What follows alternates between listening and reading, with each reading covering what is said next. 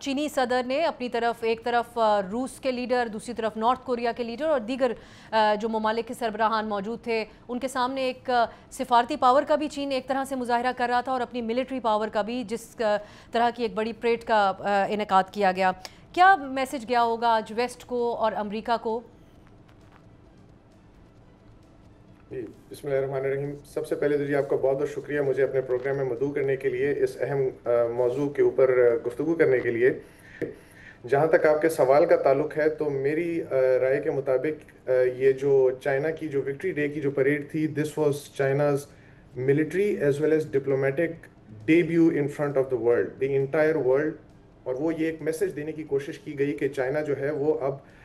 خود ایک ہیجمون یا ایک میجر گلوبل پاور کے طور پہ اپنے آپ کو اسٹیبلش کروانا چاہ رہا ہے اور انٹروڈیوس کروانا چاہ رہا ہے، اور گلوبل رسپانسبلٹی کو شولڈر کرنے کی صلاحیت بھی وہ اب رکھتا ہے.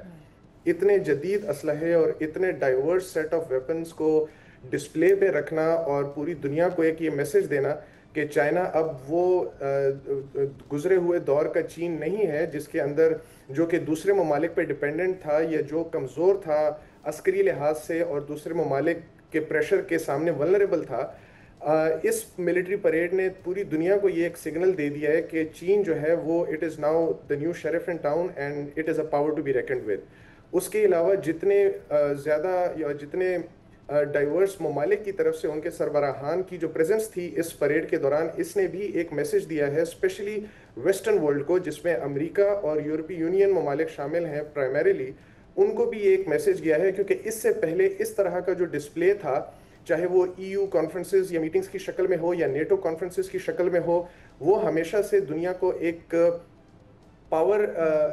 فلیکس یا مسل فلیکسنگ کا ایک میسج جو